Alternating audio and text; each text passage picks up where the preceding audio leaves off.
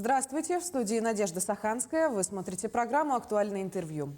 Праздник Крещения 19 января отмечают в память крещения Иисуса Христа в реке Иордан. В это время во всех православных храмах совершается чин великого освящения воды. По древнему поверью, вся вода становится святой и исцеляет любые недуги. Но между тем купание в проруби для неподготовленного человека, особенно при низких температурах воздуха, чревато многими рисками для его здоровья. У каждой купели в дни проведения обряда дежурят медики. Как правильно подготовиться к такому обряду, расскажет наша гостья Анна Игнатьева, врач-невролог Республиканской больницы номер 2 Центра экстренной медицинской помощи. Анна Васильевна, здравствуйте. Здравствуйте. Скажите, чем же все же чревато купание в проруби для неподготовленного организма? Купание в проруби – это своеобразный стресс для сердечно-сосудистой системы, иммунной системы. Но стресс, он может быть как положительное влияние оказать, так и отрицательное влияние. Это зависит от того, какие хронические болезни есть у человека и насколько он подготовлен сам, закален. То есть, если человек закаленный и не имеет хронических заболеваний сердечно-сосудистой системы, дыхательной системы, мочеполовой системы, то для него купание в проруби не будет сильно отрицательное действие оказывать. А у человека, у которого есть какая-то острая патология в данный момент, и он не подготовлен, он не закален, то очень опасно купание в проруби. Оно может оказать очень плохое влияние на организм. Вообще после купания в проруби бывают обращения в приемный покой с обострениями заболеваний сердечно-сосудистой системы и заболеваниями дыхательной системы. Это бывает, наблюдается такая практика. Скажите, а если человек полностью здоров, но его организм оказался неподготовленным к подобному роду процедурам, он может получить какое-то заболевание после купания в купели? Да, конечно. Допустим, если у пациента есть ишемическая болезнь сердца, то это может вызвать обострение и приступ стенокардии или даже инфаркт. И у больных с гипертонией, с повышенным давлением, это купание может вызвать повышение давления, как гипертонический криз. И у других пациентов, у которых имеется атеросклероз, сахарный диабет, это тоже очень опасно. Бывают и с инсультом могут обратиться пациенты после купания. И обострением заболеваний хронических мочеполовой системы часто бывают. И заболевания пневмонии, бронхит, обострение астмы. Потому что холодная вода, она сама как триггер выступает. И нельзя вообще купаться противопоказано больным с эпилепсией. И, беременным женщинам не разрешается купаться. Это очень опасно. И в данный момент, во время пандемии, тоже актуально то, что нельзя купаться до вакцинации, непосредственно после вакцинации, а также после перенесенной коронавирусной инфекции тоже какое-то время, 1-2 месяца купаться нельзя, чтобы лишний раз не стрессовать свой иммунитет. Есть ли какие-то ограничения по возрасту, учитывая, что в последнее время все чаще приводят и маленьких детей на подобного рода купания? Никто не знает, как они отреагируют на этот стресс. У них организм еще не зрелый, и не рекомендуется купать маленьких детей до 6, до 7 лет. Но если ребенок закаленный, подготовленный, уже купался в холодной воде, минимум как полгода занимаются закаливанием систематически, постоянно, то под присмотром медработников можно купаться в проруби, я думаю. Но младенцев, это, конечно, противопоказано. Младенцев. И людей со старческого возраста тоже думаю, что нельзя этим заниматься, потому что старческий возраст – это, как правило, уже изменения в сосудах идут необратимые, такие как атеросклероз, и, конечно, гипертония у них развивается. И это все может спровоцировать очень такие критические ситуации. Мы с вами и перешли к теме того, что все же необходимо закаляться. А каким должен быть подготовительный процесс? Закаливаться нужно не за день, за два, а как минимум за полгода до того, как человек окунется в прорубь. Закаливание, вот, оно имеет принципы, правила, которые человек должен соблюдать. Это самое важное, это систематичность и постепенность. То есть систематичность каждый день, 2 раза в день, утром, вечером, и постепенное повышение с такой вот комфортной температуры. Допустим, если это такой холодный душ, то утром, вечером, начиная с комфортной температуры, постепенно каждый день снижается температура воды и доводится до холодной температуры. Очень постепенно. А также человек, который закаливается, он должен понимать, что образ жизни тоже очень важное значение имеет. Это условия нашего жилья. Жилье, температура в жилище, влажность воздуха в жилище, проветривание систематическое.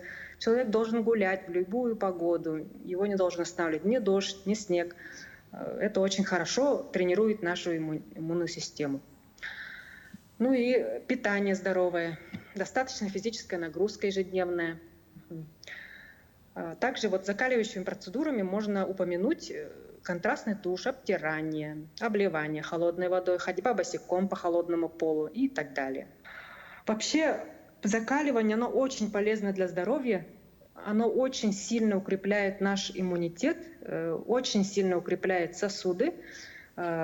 Человек становится очень, ну как сказать, ко всем этим перепадам температуры, обычно вот метеозависимости, есть же вот такое понятие, вот это вот исчезает. Человек становится более устойчивым к стрессам, в том числе к изменению погоды, изменению магнитным бурям, изменению климата, вот таким вот переменам. Ну, вообще поднимается настроение, общее самочувствие, бодрость. Это очень полезно, быть закаленным. Ну и противостояние инфекциям, конечно же, повышается. Ну и удлиняется длительность жизни, как следствие. Но вот если мы с вами говорим о крещении, то это единовременный обряд. Как необходимо подготовиться непосредственно перед этой процедурой? Возможно, есть какие-то рекомендации по диете? Купание, оно предусматривает энергию, да, затраты энергии, поэтому обязательно нужно поужинать перед тем, как искупаться.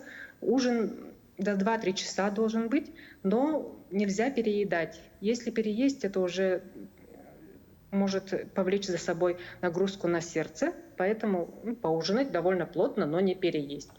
Не стоит курить и употреблять алкогольные напитки, это вот категорически нельзя.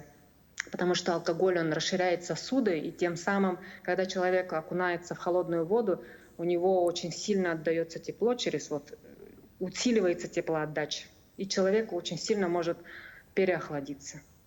Ну, и потом алкоголь, он вызывает последующий спазм сосудов уже в последующем.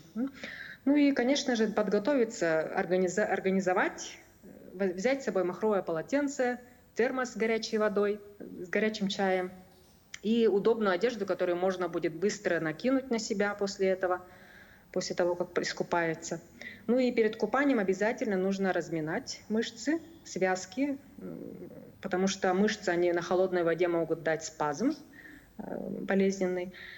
Ну и одежду лучше не снимать сразу, а постепенно раздеваться, как вот подходит очередь, да, и в последнюю очередь снять обувь.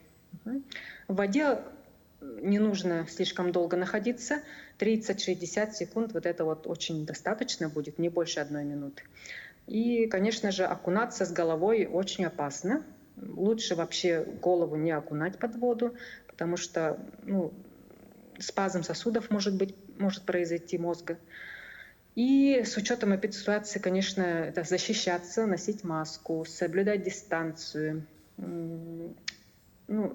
И официально в оборудованном месте надо прорубь окунаться. И под присмотром обязательно медицинских работников или спасательной службы. А если говорить о практике моржевания, много ли якутян практикуют такого рода занятия и как часто они обращаются к вам в отделение? Я, как врач, очень одобряю подобные виды закаливания. И вот, если смотреть, кто обращается, то, конечно, очень редко такие пациенты обращаются. Обычно наши пациенты — это люди с хроническими заболеваниями, которые не закаливаются, мало двигаются, которые имеют факторы риска развития сосудистых заболеваний. Это гипертония, атеросклероз, малоподвижный образ жизни, ожирение. Ну, такие вот люди. Анна Васильевна, какие профилактические мероприятия вы порекомендуете жителям нашего региона, чтобы избежать заболеваний с острыми нарушениями мозгового кровообращения? Ну, острое нарушение мозгового кровообращения – это инсульт. А инсульт – это следствие, это осложнение заболеваний. Каких заболеваний? Это, например, такие заболевания, как гипертоническая болезнь. Гипертоническая болезнь – это и есть постоянно систематическое подъемы артериального давления. Ну, то есть именно вот когда говорят повышенное давление, вот это и имеется в виду гипертония. Ну и второе заболевание – это диабет. И третье заболевание – это дислепидемия – это нарушение жирового обмена как следствие атеросклероз с сужением сосудов, образованием бляшек в сосудах. И вот эти три заболевания – это самые распространенные заболевания, которые приводят в итоге к инсульту, если их не лечить, не корректировать. И вот, если, допустим, давление постоянно удерживать на одном уровне, то можно сохранить сосуды, можно сохранить органы, которые поражаются при гипертонии. Это почки, сердце, глаза и головной мозг. При сахарном диабете также диета, образ жизни, снижение массы тела и коррекция сахара, постоянное наблюдение у врача.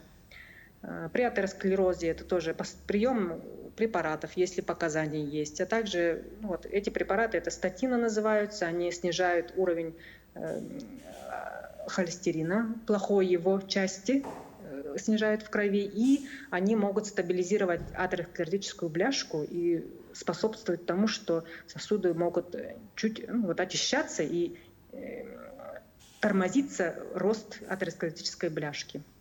Ну и другие есть факторы риска, которые нужно обязательно учитывать. Это стрессы, депрессии, ожирение, низкая двигательная активность, употребление алкоголя, курение. Вот эти факторы риска, которые у нас в силах, которые мы можем изменить. Поэтому, чтобы не дошло до инсульта, надо взять под контроль вот эти все состояния. Благодарю вас, Анна Васильевна, за то, что согласились стать нашей сегодняшней гостьей. Возможно, после просмотра этого интервью наши зрители будут в достаточной мере осведомлены о том, как подготовиться к крещенским купаниям. Напомню, вы смотрели актуальное интервью. Берегите себя. До встречи.